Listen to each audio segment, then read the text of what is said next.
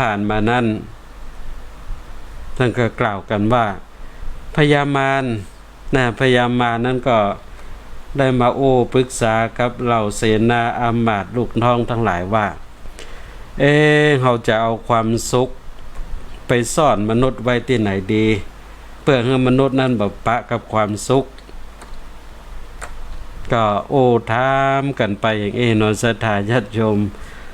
บางพ่องก็เอาความสุขไปซ่อนไว้โป้นบนก้อนเมฆ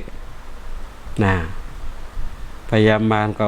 บ่ได้เอาไปซ่อนไว้บนก้อนเมฆมนุษย์สมัยนี้เก่งมันสามารถขึ้นเครื่องบินไปได้มันจะไปปะความสุขอันเอาไปซ่อนไว้ที่ไหนบางพ่องก็ไปซ่อนไว้โป้นในใต้ท้องทะเลบนพญามารก็บ่ได้เอาไว้จังอันก็มนุษย์ก็ยังดำน้ำไปปะอยู่เดี๋ยวก็ว่าไปซ่อนไว้ในหลืบในถ้ำในเขามนุษย์ก็ไปถึงอยู่จะไปซ่อนไว้ที่ไหนดีสุดท้ายก็ได้ข้อตกลงข้อสรุปว่าเอาความสุขไปซ่อนไว้ในใจของคนเฮานี่แหละเพราะว่าคนเฮาเนี่ยปกติแล้วมักจะบ่สนใจตัวเก่ามักจะสนใจเรื่องของคนอื่นสนใจเรื่องคนนั้นสนใจเรื่องคนนี้คนนั้นเป็นอย่างนั้นคนนี้เป็นอย่างนี้ไม่ได้สนใจพอจิตพอใจคนตัวเก่ารับรองเอาความสุขไปซ่อนไว้ในใจมนุษย์เนี่ยใจคนนี่เขาตึงบ่ปะหาความสุขอย่างแน่นอนก็แต่น้อยญาติโยมแล้วบางพ่องนี่ตลอดทั้งชีวิตนั้นหาความสุขได้ยากปะกับความทุกข์เพราะเป็นคนที่เป็นห้องว่าคนแบกทุกข์ศรัทธาญาติโยมเนาะบ่วางเนี่ยพ่องได้ก็แบกความทุกข์หันยังก็เป็นความทุกข์ไปแห่หมดศรัทธาญาติโยมอันนี้กันถึงเรื่องของคนแบกทุกข์ศรัทธาญาติโยมที่ติดตามรับชมรับฟังการถ่ายทอดสดผ่านทางวิทยุออนไลน์ของวัดสันทรายแล้วก็ศรัทธาญาติโยมที่รับฟังการถ่ายทอดเสียงธรรมผ่านทางสถานีวิทยุของวัดไฟหินคลื่น 104.50 เมกะเฮิรตซ์แล้วก็ท่านที่รับชมรับฟังผ่านทางการถ่ายทอดสดทาง Facebook ไลฟ์ตัวแล้วก็ที่รับฟังการถ่ายทอดผ่านทางYouTube ตัวเนาะช่อง YouTube ของวัดไฟหินตัวก็วันนี้เราจะมาจากันเรื่องของคนแบกทุกข์ศรัทธาญาติโยมเนาะคนแบกทุกข์นี่พอแล้วหน้าตาตึงหาความสุขบ่ได้เนาะหน้าบุดหน้าบึ้งไผ่ป้อมใครเข้าใกล้เป็นคนแบกทุกข์ศรัทธาญาติโยมอนุโมทนากับทุกท่านที่เข้ามาติดตามรับชมรับฟังมาให้กำลังใจกันยามดึกนะญาติโยม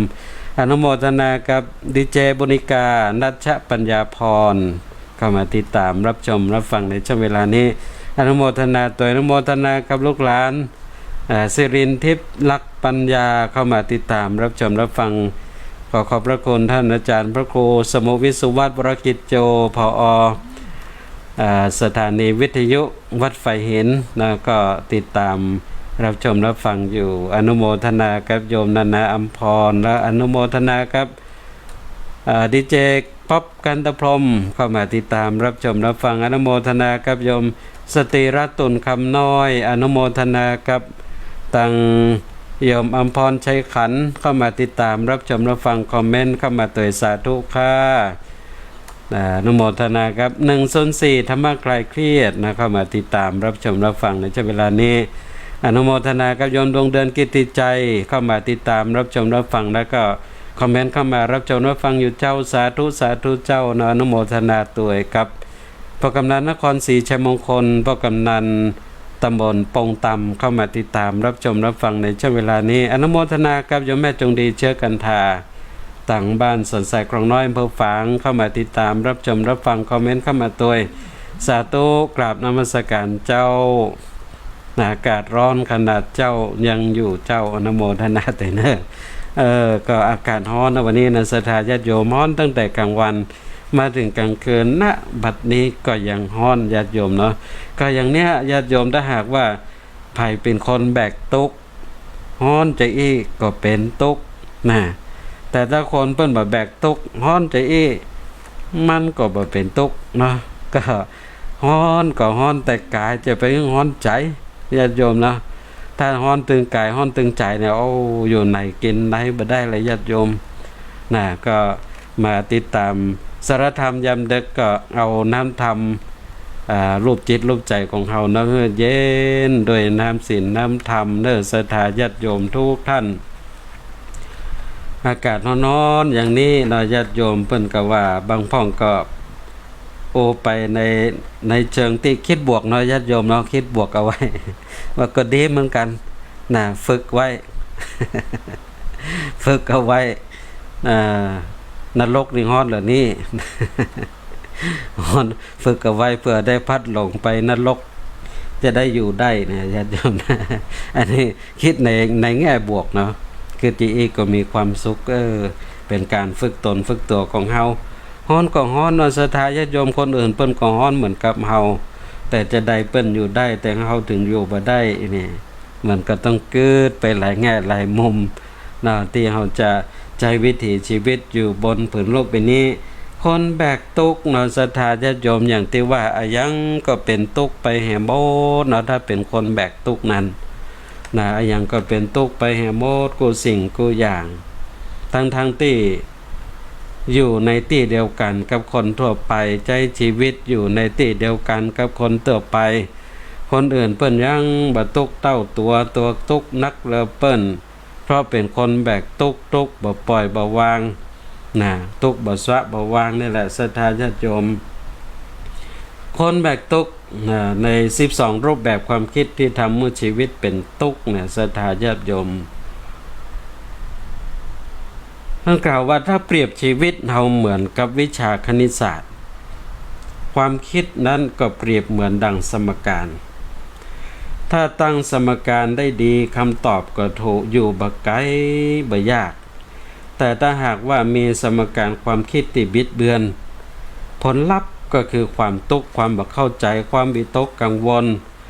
ต่อทั้งตัวเก่าและก็คนรอบข้างญาติโยมทุกท่าน12แนวคิดที่เป็นเหตุของความทุกข์ที่จะเจอได้บ่อยนักๆในชีวิตประจำวันของทุกคนมีอย่างพ้องที่ทำให้เราเป็นคนแบกทุกข์ศรัทธาญาติโยมนั่นคือคิดแบบคาดเดาคิดแบบคาดเดาศรัทธาญาติโยมเข้าใจได้เองว่าคนอื่นรู้สึกจะใดกึดจะใด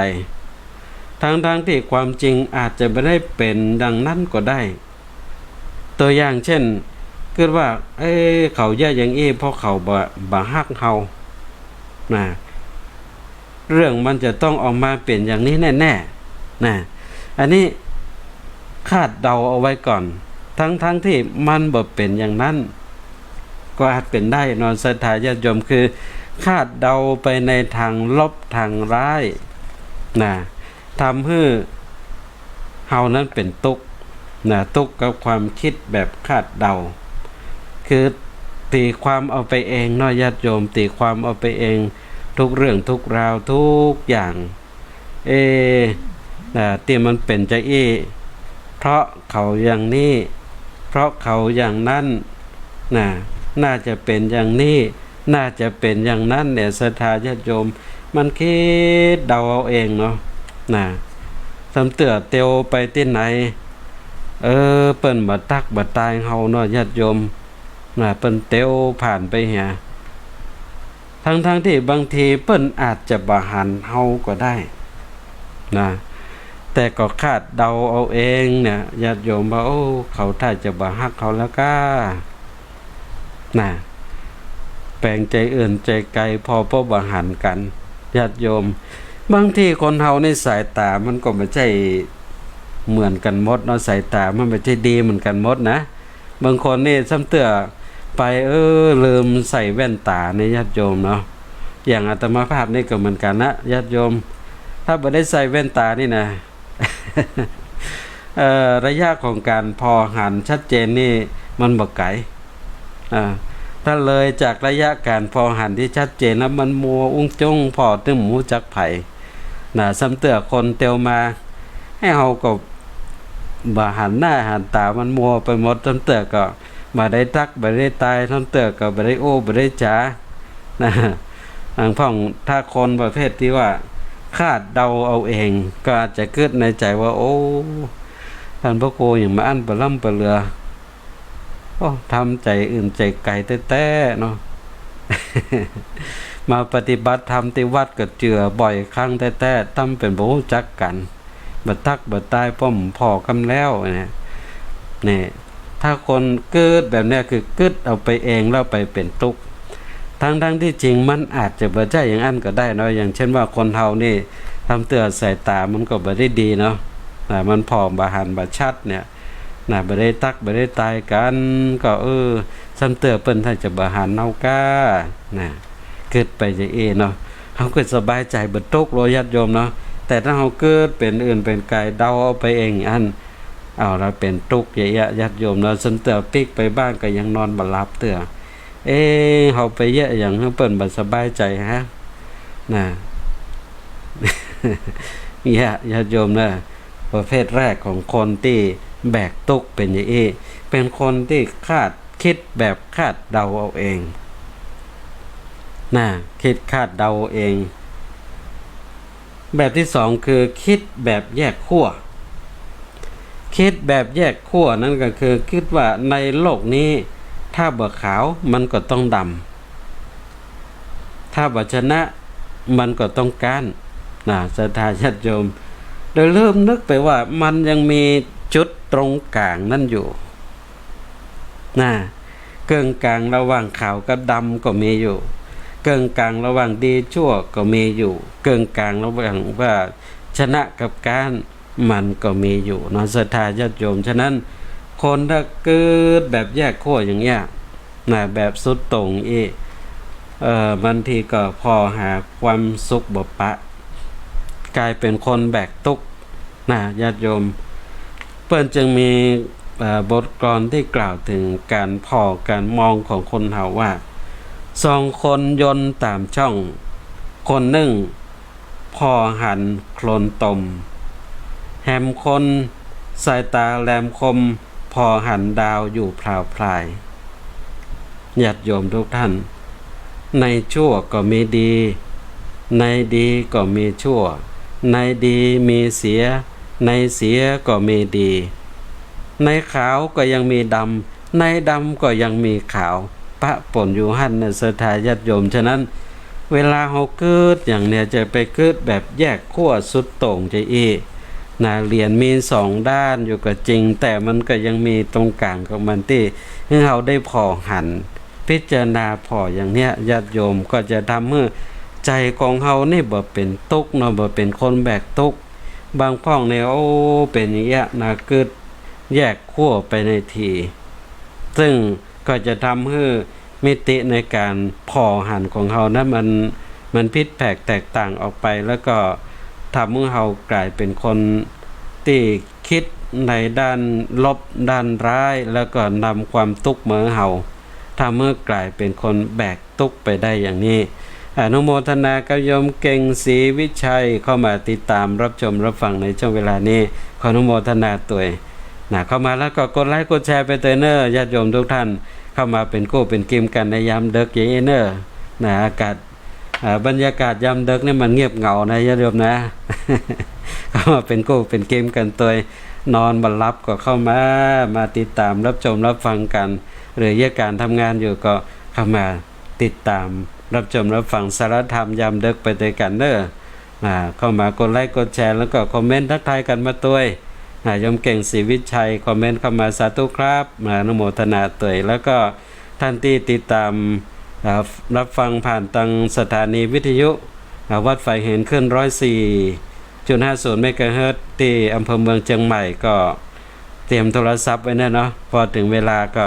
เดี๋ยวจะเปิดสายให้ได้โทรศัพท์กันเข้ามาอุจจาสนทนากันไปสองแบบแล้วนะศรัทธาญาติโยมสำหรับคนแบกทุกข์คนแบกทุกข์วันนี้กันถึงเรื่องคนแบกทุกข์12รูปแบบวันนี้ได้ไป2แล้วแบบที่3คือคิดแบบเหมารวมญาติโยมอันนี้ สรุปภาพรวมทั้งหมดจากเหตุการณ์เพียงแค่บกี่เหตุการณ์แล้วก็เหมารวมว่าสิ่งนั้นคือทั้งหมดตัวอย่างเช่นเมื่อเฮาสอบตกก็เกิดว่าเฮามันเป็นคนอ่อนแอเฮาเป็นคนขี้แพ้เฮานี่เป็นคนบ่ฉลาดนะเกิดไปอย่างเงี้ยญาติโยมนะคิดแบบเหมารวมซึ่งแท้จริงมันก็บ่ใช่ทั้งหมดของทุกเหตุการณ์นะการที่เฮาสอบตกก็บ่ใช่ว่าเป็นเฮาเป็นคนที่บ่ฉลาดอะไรอย่างก็บ่ใช่เป็นคนที่แพ้มันมีเหตุมีปัจจัยหลายอย่างที่ทำให้เฮาสอบตกนะอย่างที่เพิ่นว่าสอบได้เป็นเรื่องตลกสอบตก เป็นเรื่องที่น่าดีใจญาติโยมแล้วเพราะมันมีบางทีคนที่จะสอบตกเนาะ ถ้าขึ้นไปอีกก็บ่ตกนะญาติโยมนะขึ้นไปอีกก็บ่ตกแต่ตกก็เพราะว่าเป็นคนที่คิดแบบเหมารวมไปอย่างหรือเมื่อมีคนทำพฤติกรรมที่เราบ่ชอบก็บอกว่าเขาเป็นคนเลวนะเขาเป็นคนเลวเขาเป็นคนหันแก่ตัวทั้งที่จริงเขาอาจจะมีข้อดีด้านอื่นๆอยู่ก็มีเช่นเดียวกันอันนี้เขาไปคิดเหมารวมใส่คนอื่นเป็นหมดก็จะหาความสุขได้จะได้ญาติโยมเนาะเกิดไปอนุโมทนาโยมเก่งศรีวิชัยคอมเมนต์เข้ามาว่าชุมพรหนาวขนาดครับฝนตกใครได้มาตั้งใจประการพ่องฮ้อนขนาดเนาะใครได้มาตั้งใจประการตั้งฝางตั้งไม่อาย เพื่อจังแม่จงดีแต่ว่าฮ้อนหรือว่าอย่างนี้เนาะ ชุมพรหนาวขนาดครับฝนตกว่าอย่างนี้อนุโมทนากับโยมจันชายอาจหารนะคอมเมนต์เข้ามากับไว้สาเจ้าพระอาจารย์ฟังเป็นครั้งแรกเจ้าอนุโมทนาตัวเนอะอนุโมทนาตัวเองเข้ามาเป็นครั้งแรกติดตามรับชมรับฟังแล้วก็กดไลค์กดแชร์ไปตัวเนาะแล้วก็คอมเมนต์เข้ามาตัวขออนุโมทนาตัวเนอะโยมเข้ามาติดตามรับชมรับฟังเป็นคู่เป็นเกมกันในยามดึกนะญาติโยมเนาะเป็นคู่เป็นเกมกันอันนี้คิดแบบเหมารวมแบบที่3ก็ทำเมื่อเป็นตุกทำเมื่อกลายเป็นคนแบบตุกไปแล้วญาติโยมแล้วมาถึงความคิดแบบที่4คือคิดแต่ด้านลบคนคิดแบบด้านลบเนี่ยศรัทธาญาติโยมเลือกที่จะพอและก็อยู่เฉพาะข้อเสียด้านลบของสถานการณ์ได้ลืมไปว่าจริงๆแล้วมันก็ยังมีด้านที่ดีอยู่ตัวอย่างเช่นว่าบ่มีภัยฮักเฮาแห่มแล้วญาติโยมบางทีไปประสบพบเจอกับเหตุการณ์อย่างมาก็เกิดไปในแง่ลบแง่ร้ายว่าคนในโลกใบนี้ตึงมีภัยที่จะฮักเฮาแห่มแล้วแท้ที่จริงคนที่ฮักเฮานั้นมีมากมายบนโลกใบนี้เพียงแต่เฮานั้นคิดไปในด้านลบด้านร้ายจนเกินไปบางพ้องเมื่อประสบพบเจอกับไวรัสโควิด -19 ญาติโยมเนาะประสบกับไวรัสโควิด -19 จะญาติโยมเกิดไปในล้านลบด้านร้ายว่ายะใดนี่ไวรัสโควิด -19 มันเข้ามาแล้วเขาจะอยู่จะได้จะกินจะได้หันเปิ้นเป็นตายกันไปลบเขาจะตายเขาจะไม่ได้อยู่บนโลกใบนี้ทำแล้วเนี่ยก็มีคนประเภทนี้อยู่นะศรัทธาญาติโยมเนาะคนประเภทที่เกิดในด้านลบด้านร้ายเกิดด้านลบด้านร้ายจนเกินไปซึ่งที่จริงมันก็มีด้านดีๆของมันอยู่อนุโมทนากับคุณครูกัญญาณีเข้ามาติดตามรับชมรับฟังนะคุณครูตั้งโรงเรียนบ้านโป่งตำคอมเมนต์เข้ามากราบนมัสการพระอาจารย์ข้าฟังตัวเกือบรับตัวอนุโมทนาตัวก็อย่างเงี้ยเนาะถ้านอนบัดรับก็ต้องมาฟังสารธรรมยามดึกนะ ธรรมะเป็นยานอนหลับ ฟังจบแล้วจะได้นอนรับฝันดีเนอะคุณครูอนุโมทนากับคุณครูกัญญาณีคอมเมนต์เข้ามาธรรมะก่อนนอนอนุโมทนาเตเนอร์ ถ้าคิดไปในลั่นรบด้านร้ายอย่างเงี้ยญาติโยมมันก็จะเป็นทุกข์เนาะจะเป็นคนแบกทุกข์ทั้งที่จริงมันก็ไม่ได้เลวร้ายไปถึงขนาดนั้นเนาะโควิด-19 เนี่ยมันก็มีด้านดีหลายด้านที่เฮาก็หันนะเพิ่นก็หลายฝ่ายเพิ่นก็สะท้อนเอาหันถึงด้านดีของโควิด-19 นะเช่นทำให้สภาวะสิ่งแวดล้อมได้มีโอกาสได้พักได้ปรับตัวนะเพราะว่ายามที่บ่มีโควิด-19 นี่มันแทบจะบ่ได้พักหายใจเนาะนะคนเฮาก็ไปท่องเที่ยวไปแอวโอ้ยสะปะสะปันทำให้สิ่งแวดล้อมนี่เกือบจะบ่ได้พักผ่อนนะเราถึงแต่ละคนก็อยู่บ้านบ่ไปที่ไหนสิ่งแวดล้อมทั้งหลายนะท้องทะเลป่าเขานะบรรยากาศทั้งหลายก็สดใสขึ้นมาทันตาหันนะก็เป็นด้านดีเนาะญาติโยมแล้วก็บางพ่องนักเรียนนักศึกษาบางพ่องก็ว่าดีแต่เมื่อก่อนนี่อยู่กับพ่อกับแม่นี่บ่เมินเนาะก็ต้องไปห่ำไปเฮียนที่อื่นว่าก็ได้มีโอกาสได้นั่งกินข้าวด้วยกันนะซ้ำเตื้ออยู่ด้วยกันในครอบครัวแต่ไปเรียนหนังสือปีกมาพอมืดพอค่ำนะมาตันได้กินข้าวด้วยกันหรือบางพ่องก็มาได้กินข้าวด้วยพ่อด้วยแม่ปูนไปกินในร้านอาหารปุ่นเนี่ยญาติโยมเนาะพอโควิด-19 มาต่างคนต่างก็พากอยู่บ้านนะอยู่บ้านหยุดเชื้อเพื่อชาติกันเนี่ยก็ได้นั่งกินข้าวด้วยกันก็ว่าเมื่อนั้นบ่ได้นั่งกินข้าวด้วยพ่อด้วยแม่ก็เป็นด้านดีนะญาติโยมนะด้านดีแล้วก็ด้านดีทำลายอย่างนะครับเมื่อเราอยู่ติดบ้านแล้วก็มีโอกาสได้นั่งทบทวนตัวเก่าได้มีโอกาสได้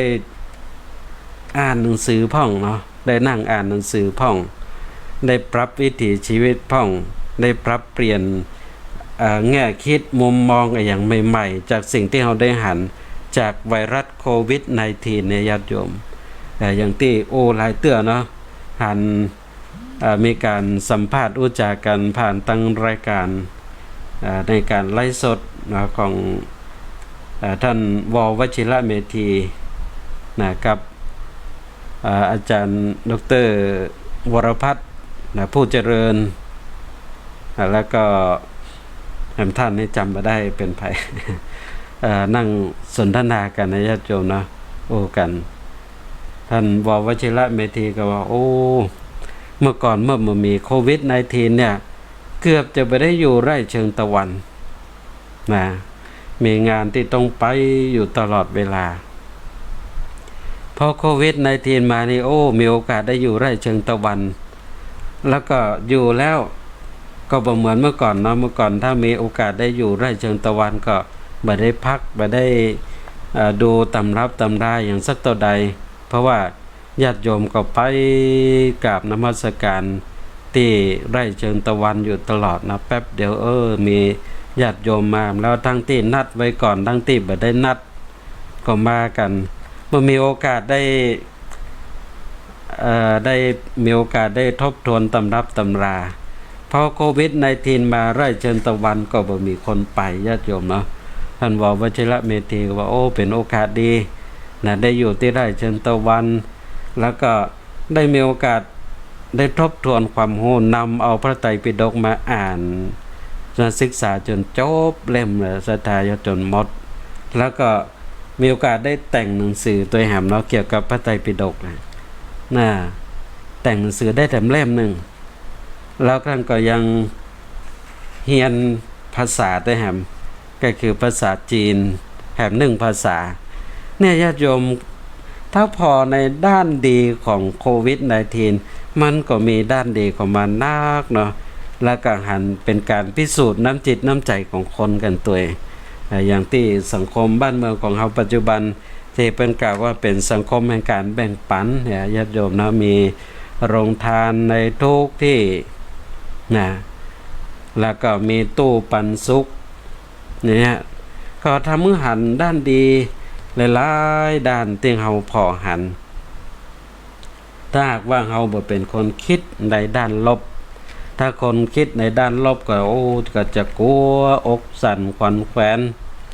ตึงบ่ไปไหนนะอยู่กับบ้านตึงออกบ้านไปไหนกลัวอยู่กันในบ้านในญาติโยมเนาะ ที่จริงแล้วโควิดมันก็ไม่ได้น่ากลัวขนาดนั้นนะพ้องๆเนี่ยโควิดนี่คืองัวควิด มันโดดควิดเอาคำเดียวแล้วจะตายเลยญาติโยมเนาะอันเนี้ยถ้าคิดในด้านลบอย่างนี้ก็เป็นตุกเป็นคนแบกตุกทำแล้วญาติโยมเนาะต้องจะไปคิดในด้านลบลงไปเกิดพอในด้านเนี้ยบวกไก่พ่องจะทำให้ชีวิตเราพอหันความสุขได้นักขึ้นอนุโมทนาคุณครูกนกวันสมหวังตั้งโรงเรียนบ้านแม่ทะลบเข้ามาติดตามรับชมรับฟังในช่วงเวลานี้มาถึงความคิดที่ทำให้ชีวิตเป็นทุกข์ในข้อที่5นั่นก็คือคิดตำหนิตัวเก่า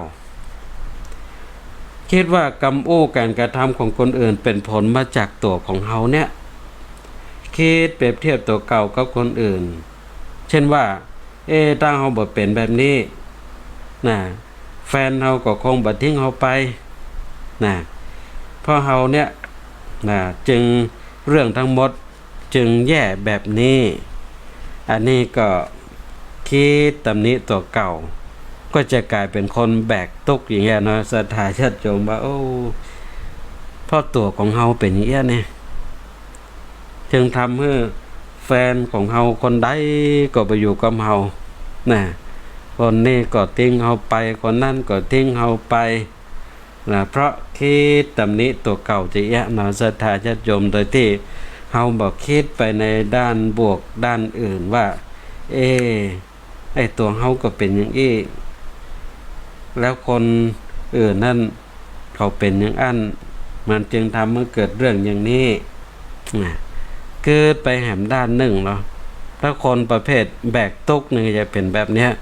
คือคิดตำหนิตัวเก่าตลอดว่าเรื่องแย่ๆทั้งหมดที่เกิดขึ้นเป็นเพราะตัวของเฮาที่จริงแล้วมันมีหลายเหตุหลายปัจจัยที่จะทำให้ชีวิตของเฮาเป็นอย่างนี้เนาะมันไม่ได้เป็นเฉพาะแค่ตัวของเฮาเองเฮาอาจจะเป็นส่วนเสี้ยวหนึ่งของปัญหาที่ทำให้เกิดความทุกข์ในชีวิตของเฮาแต่บริบทรอบข้างของเฮานั้นก็อาจจะมีส่วนที่ทำให้ชีวิตของเฮาเป็นทุกข์เช่นอย่างที่ว่าเฮาไปอยู่ในสถานที่ที่เป็นสถานที่บ่เหมาะสมกับการที่เขาจะไปอยู่เนาะ ไปอยู่ในชุมชนที่มันบ่เอื้อต่อการใช้ชีวิตของเฮาเนี่ยศรัทธาญาติโยมเนาะคือเรื่องของกาลเทศะอย่างที่เพิ่นว่าเนาะถ้าเราถูกกาลเทศะแล้วมันก็อยู่ที่ไหนก็สะดวกอยู่ที่ไหนก็ม่วน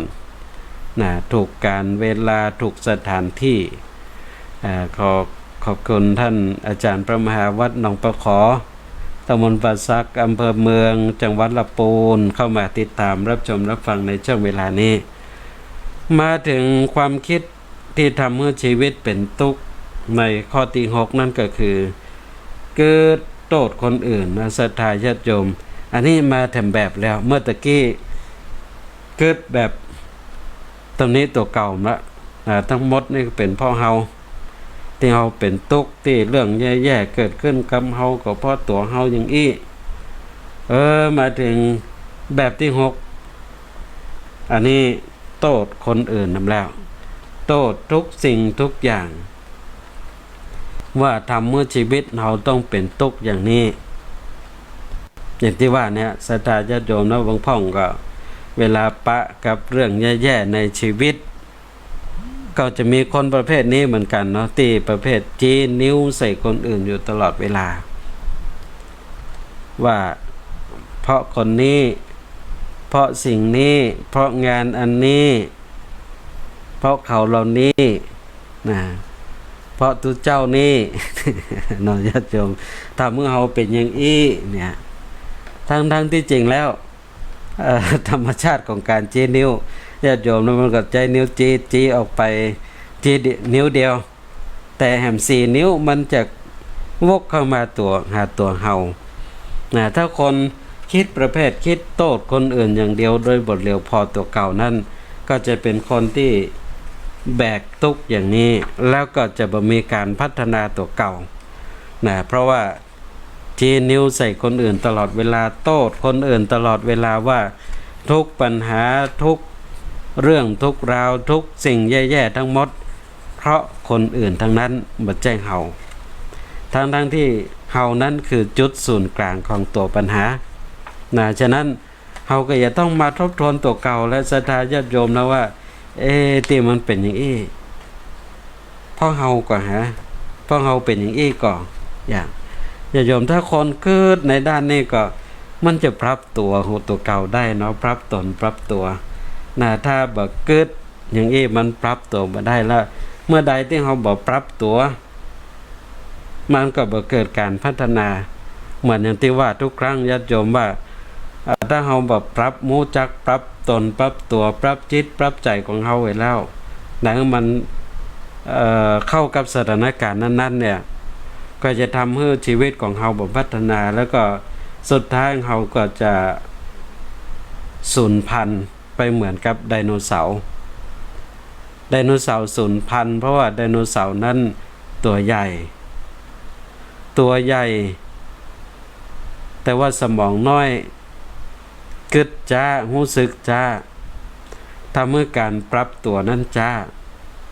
การจะขยับขยื่นเคลื่อนตัวก็จ้าทำให้เมื่อถึงเวลาที่โลกเกิดการระเบิดครั้งใหญ่ทำให้ไดโนเสาร์นั้นปรับตัวบ่ทันเคลื่อนไหวบ่ทันเหตุการณ์ทำให้ไดโนเสาร์นั้นสูญพันธุ์ซึ่งต่างกับเต่าที่ณปัจจุบันก็ยังอยู่เพราะเต่านั้นรู้จักปรับตนปรับตัวรู้จักยืดหยุ่นฉะนั้นคนเฮาก็เช่นเดียวกันเนาะถ้าหากว่าเกิดในด้านที่บ่ปรับตนปรับตัวใจเนาะเกิดว่าตัวเก่าดีตลอดเวลาที่แย่ทั้งหมดเพราะสิ่งที่อยู่รอบข้างเฮาเพราะคนเหล่านั้นเพราะสิ่งเหล่านี้ไปถึงหมดถึงมวลอันเนี้ยดีบดีก็จะสูญพันธุ์แล้วก็สูญหายไปจากผู้คนทั้งหลาย ที่เรียกว่าจะกลายเป็นอากาศธาตุ ใครอยากจะเจอแบบนี้พ่อง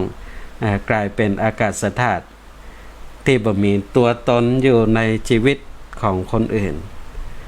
คือคนอื่นเพิ่นก็บ่สนใจญาติโยมเนาะถ้าหากว่าเฮาบ่ปรับเข้ากับสถานการณ์ในณเหตุการณ์นั้นๆเวลานั้นๆฉะนั้นเฮาต้องกึดพอตัวของเฮาตัวว่าเฮาเป็นอย่างไรถึงทำให้มันเป็นอย่างอี้ศรัทธาญาติโยมทุกท่านโมทนากับเยาวชนมาติดตามรับชมรับฟังน้องดาวอัญชิสาดาวศรีทางบ้านสายขาวเข้ามาติดตามรับชมรับฟังอนุโมทนาครับโยมภักจิราบุญธรรมเมืองเข้ามาติดตามรับชมรับฟังคอมเมนต์มาเตยกับสาธุเจ้าอนุโมทนาเตเนอร์ทีนี้มาถึงความคิดที่ทำเมื่อชีวิตเป็นทุกข์ในข้อที่7นั่นก็คือเกิดเอาตัวเก่าเป็นศูนย์กลางเกิดว่าคนอื่นต้องเปลี่ยนแปลงเพื่อตัวของเฮารวมทั้งเกิดว่าตัวของฉันนี่ถูกเสมอ always being right ญาติโยมเนาะ always being right ฉันนี่ถูกเสมอคนอื่นนี่ผิดหมดคนอื่นต้องเปลี่ยนแปลงเพื่อตัวของเฮาเอาตัวเก่าเป็นศูนย์กลางเยี่ยมว่าศรัทธาญาติโยมนะคิดว่าตัวเก่านี่สำคัญที่สุดที่ทุกคนจะต้องเปลี่ยนแปลงเพื่อตัวของเฮาที่จริงแล้วมันเป็นหน้าที่ของเฮาที่จะต้องปรับตัวเข้ากับบริบทครับสังคมมันเป็นอย่างนี้เนาะญาติโยมมันอยู่ที่ตัวเฮาไม่ใช่ว่าเฮาเนี่ยเฮานี่เป็นคนเมืองโอ้กำเมือง พอไปตังเมืองกอกเมืองกงเขาก็โอ้เมืองนะเพื่อให้คนอื่นก็จะต้องโอ้เมืองเปิ่นกับเฮานะจะต้องเข้าใจกรรมที่เฮาโอ้มันบ่ใจญาติโยมเนาะจะไปเอาตัวของเฮาเป็นศูนย์กลางไปที่ไหนก็เอาไฟบ้านนั้นนะอันนี้คือกติคำว่าเก่าซ้อนไว้อย่างเงี้ยเนาะไปที่ไหนเอาไฟบ้านนั้นนั่นก็คือว่าจะไปเอาตัวของเฮาเป็นจุดศูนย์กลางของทุกเรื่องว่าทุกคนจะต้องเปลี่ยนแปลงเพื่อตัวของเฮานั่นแหละจะต้องเป็นผู้ที่ปรับตัวของเฮาให้เข้ากับสภาวะแวดล้อมณเวลานั้นนั่นนี่เป็นเรื่องสำคัญแต่เรื่องหนึ่งเนาะสำหรับการปรับตนปรับตัวของเฮาและเพื่อการที่เราจะอยู่บนโลกนี้อย่างมีความสุขไม่ใช่เป็นคนแบกตุกจะไปเกิดแบบเอาตัวเก่าเป็นศูนย์กลางเกิดว่าตัวเฮานั้นถูกเสมอซึ่งมันมีภัยบนโลกใบนี้จะถูกตลอดไปและก็ผิดตลอดไปผิดพ้องถูกพ้องเป็นเรื่องที่เราต้องศึกษาเรียนรู้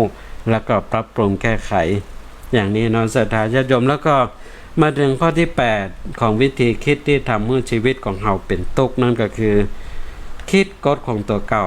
เกิดตั้งกฎของตัวเก่าขึ้นมากำหนดกฎเกณฑ์ประจำตัวขึ้นมาเพื่อบอกให้กับคนอื่นหรือตัวของเราว่าต้องทำอย่างนี้และก็จะโคตรถ้าไผบ่ทำตามกฎหรือรู้สึกผิดที่ตัวเก่าฝ่าฝืนกฎเองเช่นว่าเราจะต้องนอนตอน3 ทุ่มบัดจะอ่านพวกนี้คงบ่มีแฮงไปเยอะการทำงานตั้งกฎเล็กเอาไว้อย่างนี้ซึ่งมันบ่มีการยืดหยุ่นบางทีเราก็มีงานที่จะต้องเคลียร์เลยเวลานั้นไปแต่ก็เอาจนเข่งติ้งๆว่าอย่างนอกฎตัวเก่าว่าอย่างนี้ซ้ำเตือก็ว่าคนอื่นจะต้องโทรห้องฉันทุกครั้งที่จะไปไหนอย่างเวลาจะไปไหนจะไปแยกการทำงานที่ไหนคนอื่นต้องโทรปลุกโทรห้องตลอดเวลาญาติโยมเอาเกิดกฎของตัวเก่าขึ้นมาเป็นกฎเกณฑ์ถ้าไผบ่เยอะทำกรรมอย่างเหลือตัวเก่าเยอะอย่างอันทำตามกฎตัวเก่าที่ตั้งไว้บ่ได้ก็เอาเป็นทุกข์ซึ่งมันก็บ่ใช่สิ่งที่จะทำเมื่อชีวิตของเรามีความสุขกันอย่างนักถ้าหากว่าเราคิดตั้งกฎของตัวเก่าขึ้นมาอย่างนี้มาถึงข้อที่9ของการเกิดปักใจตามความรู้สึกเนาะเชื่อแล้วก็ยึดเอาตามความรู้สึกของตัวเก่าที่ตั้งแม้มันอาจจะบ่ตรงกับความเป็นจริงตัวอย่างเช่นว่ารู้สึกว่าคนนี้น่าเบื่อคนนี้จึงน่าเบื่ออย่างเงี้ยเนาะศรัทธาปักใจตามความรู้สึกของตัวเก่าอย่างก็แย่เนาะศรัทธาญาติโยมแล้วก็ข้อที่10เกิดว่าชีวิตนี้บ่มีความยุติธรรมหมกมุ่นกับความยุติธรรมแล้วมักจะเกิดว่าตัวเก่าไปรับความยุติธรรมอยู่เสมอถ้าเกิดแบบนี้ก็แย่อยู่เหมือนกันเนาะศรัทธาญาติโยมเนาะจะเอาความยุติธรรมอยู่ตลอดเวลาซึ่งบางทีนั้นมันก็มีหลายแง่หลายมุมในเรื่องของการใช้วิธีคิดของเอาเยอะๆเนาะศรัทธาญาติโยมซึ่งถ้าเราเกิดกันในแบบอย่างเงี้ยเนาะความคิดแบบนี้ทำให้เรากลายเป็นคนแบกทุกข์จะต้องคิดไปแหมแง่มุมหนึ่งในด้านบวกที่เราควรที่จะเกิดหูผ่องหันอย่างที่เราทุกท่านนั้นก็ศึกษาเรียนรู้ตามหลักธรรมทั้งหลายทั้งมวลนั้นก็คงจะพอทราบพอรู้เนาะว่าวิถีชีวิตจะได้จึงจะเป็นชีวิตที่อยู่บนกองสุขนักกว่ากองทุกข์เพราะแน่นอนทุกคนปรารถนาความสุขเหมือนกันทั้งนั้นบ่ถึงอยากทุกข์แต่ที่ทุกข์บางทีก็เพราะตัวของเราเองที่บ่รู้จักที่จะเกิดในแง่บวกที่จะสร้างความสุขให้กับชีวิตของเราฉะนั้นศรัทธาญาติโยมทุกท่าน2 คนยนต์ตามช่องคนหนึ่งมองเห็นโคลนตมอีกคนตาแหลมคมมองเห็นดาวอยู่พราวพรายนี่ก็เป็นแง่คิดวิธีคิดของเราว่าเราจะอยู่กับความสุขหรืออยู่กับความทุกข์พระสุขกับทุกข์อยู่ที่เดียวกันอยู่ที่ใจของเราจะได้คนอื่นถึง สุขนักกว่าเฮาจะได้เฮาตุกนักหรือเปิ้นทางที่สุขกับทุกข์มันห้อยอยู่ที่ใจที่เดียวกันนี้ก็อยู่ที่มุมมองและก็วิธีคิดของเฮานะศรัทธาญาติโยมเฮาก็เป็นผู้ที่นั่งอยู่บนความสุขนั่งอยู่บนกล่องตุกอย่างมีความสุขในศรัทธาญาติโยมทุกท่านก็เวลานี้ญาติโยมท่านใดจะโทรศัพท์เข้ามาก็โทรมาได้เนอะ0898523498เนอะศรัทธาญาติโยมที่รับฟังกันอยู่ไม่ว่าจะรับฟังการถ่ายทอดสดหรือรับฟังผ่านทางสถานีวิทยุเกิน 104.50 เมกะเฮิรตซ์ติดตามรับฟังผ่านทางวิทยุที่ไหนก็ตามก็โทรศัพท์เข้ามาทักทายประสัยอุจจาสนทนากันได้เนอะศรัทธาญาติโยมในช่วงเวลานี้ก็เป็นช่วงเวลาที่เปิดโอกาสกับท่านผู้ฟังได้โทรศัพท์กันเข้ามาทักทายกันเนาะทักทายท่านผู้รับชมรับฟังในหลายสถานที่ก็โทรกันเข้ามาได้เนอะญาติโยม0898523498ก็เป็นช่วงการเวลาของสารธรรมยามดึกเนาะที่อยู่กับท่านผู้ฟังทุกท่านในช่วงเวลายามดึกของวันจันทร์ก็พบปะกับอาตมาภาพพระครูวรสุตเขตเจ้าวาดวัดสันทรายอำเภอชัยประการจังหวัดเชียงใหม่ก็มีโอกาสได้มาอุจจาสนทนานำสารธรรมนำฝากกับท่านผู้ฟังในยามดึกกันอย่างนี้เป็นเพื่อนในยามดึกสำหรับท่านผู้ฟังเนาะแล้วก็รับฟังสารธรรมยามดึกแล้วก็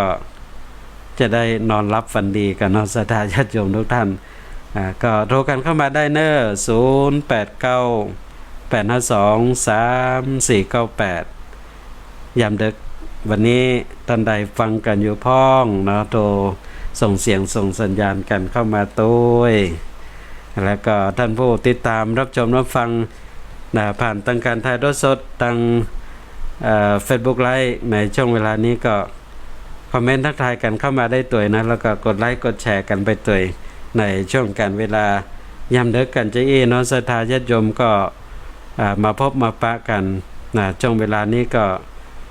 หลายพื้นที่ก็บอกว่าโอ้อากาศร้อนบางพื้นที่ก็ฝนตกไว้อย่างนี้เนาะเมื่อกี้ก็ญาติโยมตังจังหวัดชุมพรโอ้ตังชุมพรฝนตกหนาว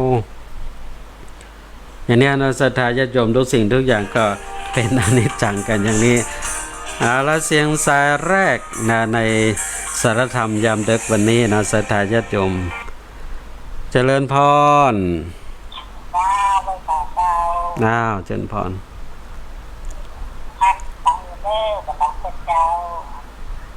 รับฟังจากตัง104.5โยมแม่อยู่ที่ไหนประเดี๋ยวนี้โยมแม่อยู่บ้านไม่คือเด็กสกอยแบบเด็กสกอยกินมาแบบกินว่าไงเด็ดสกอยดอยสเก็ตเนาะเด็ดสกอยดอยสเก็ตโอ้ดอยสเก็ตสาธุโยมแม่เนอะโมทนาที่ตามกันได้ทุกวันจันทร์นะแม่เนอะสาธุอนุโมทนาและเสียงสายแรกในยามดึกวันนี้ญาติโยมก็เป็นเสียงสายจากญาติโยมตังดอยสเก็ตเด็ดสกอยว่าอย่างนั้นเนาะเสียงสายนี้เจริญพรนมัสการครับผมแฟนพันธุ์แท้ครับแฟนพันธุ์แท้จากตังข้างๆวัดแม่เรียมเนาะวัดแม่เรียมโอ้สาธุตัวเองเป็นแฟนพันธุ์แท้เนาะติดตามรับฟังถึงวัดจันทร์แล้วเนาะถึงวัดจันทร์แล้วจะได้โทรแล้วเนาะได้ลูกนั้นผมกลัวครับลูกนั้นผมกลัวโรคเอดส์อย่างเดียวครับกลัวโรคเอดส์เนาะเป็นโรคเผาอย่างเดียวครับเป็นโรคเผาอย่างเดียวเนาะ เอาเงินเลยครับ โควิดนี่ยังบานอันตรายแต่เนาะ ถ้าลูกเจ็บมาได้ก็ตายอย่างเดียวเผาอย่างเดียวเลยครับ ยาดอกไม้จันทร์อย่างเดียวเนาะ ผมให้กำลังใจท่านนะครับ สาธุอนุโมทนาเนอโยมเนอสาธุสาธุ รับราชการครับ เจริญพรแล้วเสียงสายที่สองในยามดึกวันนี้เพิ่นบอกว่าแฟนพันธ์แท้นะ จากตั้งข้างวัดแม่ริมนะแม่ริมอำเภอแม่ริมต้องขออนุโมทนาตัวเนาะติดตามรับฟังในทุกวันจันทร์ยามดึก4 ทุ่มถึง5 ทุ่มก็โทรเข้ามาให้กำลังอกกำลังใจกัน เป็นเพื่อนในยามดึกไปด้วยกันเนาะศรัทธาญาติโยมทุกท่านฟังแล้วก็ทำเพื่อนอนรับฝันดี ท่านใดจะโทรเข้ามาแหมยังมีเวลาเนอะญาติโยมยังมีเวลาสำหรับการที่จะโทรเข้ามาอุจาสนทนากันในช่วงเวลายามดึกของวันนี้ยังมีเวลาอยู่เนอะโทรเข้ามาได้0898523498 เนอะศรัทธาญาติโยมทุกท่านเข้ามาติดตามรับชมรับฟังแล้วก็โทรกันเข้ามาได้เนาะบอกว่าจะรับฟังผ่านทางการถ่ายทอดสดก็ดีหรือรับฟังผ่านทาง 104.50 เมกะเฮิรตซ์ของวัดไฟหินอำเภอเมืองเชียงใหม่ก็ตามเนาะก็โทรกันเข้ามาได้เนาะเข้ามาทักทายกันได้ในยามดึกๆอย่างนี้ก็ส่งเสียงส่งสัญญาณกันมานะว่าไปฟังกันอยู่พ้องในยามดึกนี้นะในรายการสารธรรมยามดึกนะมาปะกันทุกวันจันทร์นะทุกวันจันทร์ตั้งแต่4 ทุ่มถึง5 ทุ่มนะก็ปะกันอย่างนี้ทุกวันจันทร์นะส่วนท่านที่รับฟังผ่านทางสถานีวิทยุออนไลน์ของวัดสันทรายถ่ายทอดสดนี่ก็ทุกวันนะวันละ2 ช่วงเวลาก็คือช่วงเช้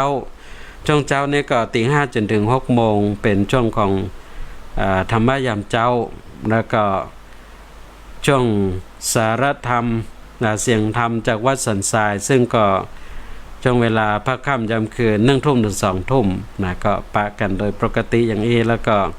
ช่วงเวลาพิเศษนั่นก็คือทุกวันจันทร์นะ4 ทุ่มถึง 5 ทุ่มสารธรรมยามดึกเขาก็มาพบมาปะกันใจอีน้องศรัทธาญาติโยมทุกท่านก็จะได้นำเอาสารธรรมนำเสนอกับท่านผู้ฟังได้รับฟังกันซึ่งก็เป็นสารธรรมที่ท่านทั้งหลายก็สามารถที่จะนำเอาไปปรับไปใช้ในการดำเนินวิถีชีวิตของเราได้เนาะเพื่อที่จะชีวิตของเราที่ดำเนินให้เป็นไปอยู่บนผืนโลกใบนี้เป็นไปเพื่อประโยชน์สุขเป็นไปเพื่อความเจริญให้เกิดขึ้นแก่วิถีชีวิตของเราแล้วก็เป็นเหตุเป็นปัจจัยให้การที่เราจะเดินทางข้ามภพข้ามชาติจากภพนี้ไปสู่ภพหน้าซึ่งก็เป็นปกติธรรมดาของชีวิตของเราทุกท่านเนาะต้องเจอกับเหตุการณ์ต่างๆเหล่านี้กันอยู่แล้วเอาละเสียงสายที่3ในยามดึกวันนี้เจริญพรกับพระสาเจ้ากับเจ้าเจริญพรพระเจ้าโทรไปใหม่เนอะโทรจากตังใดโยมอยู่ที่ตำบลเจซ้อนอำเภอเมืองปานลำปางเจ้าเจซ้อนเมืองปานลำปางเนาะเจ้าสอบฟังธรรมะเจ้าบ่เคยได้ยินสักเตือเจ้าติดตามได้เนอะทุกวันจันทร์4 ทุ่มถึง 5 ทุ่มเจ้าก็มีหัวเราจะฟังเจ้าแล้วหัววันได้เป็นวันได้เนาะเจ้าเนาะเจ้าสอบฟังธรรมะเจ้าสาธุดีละเนาะโยมแม่เนาะฟังแล้วก็มีความสุขกายสุขใจเนาะนอนรับฝันดีมีความสุขเจ้า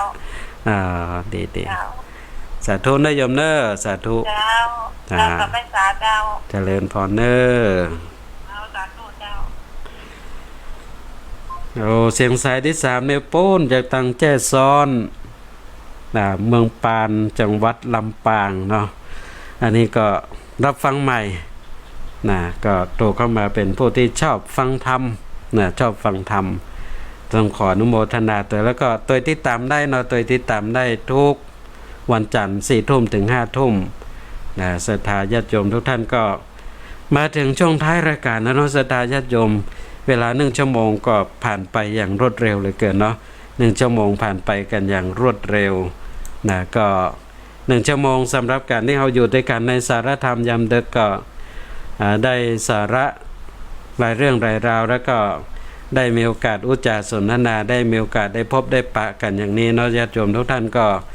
ตัวติดตามรับชมรับฟังกันได้เนาะทุกวันจันทร์เวลา 4 ทุ่มถึง 5 ทุ่มสารธรรมยามดึกทางสถานีวิทยุออนไลน์ของวัดสันทรายอาตมาภาพพระครูวรสุตเขตเจ้าวัดวัดสันทรายอำเภอชัยประการจังหวัดเชียงใหม่ก็จะมาทำหน้าที่พบปะกับทุกท่านกันอย่างนี้ทุกวันจันทร์ยามดึกอย่างนี้เนาะศรัทธาญาติโยมก็ต้องขอบพระคุณพระเถระครูบาอาจารย์พระเจ้าประสงค์เจ้าตนเจ้าองค์ที่เข้ามาติดตามรับชมรับฟัง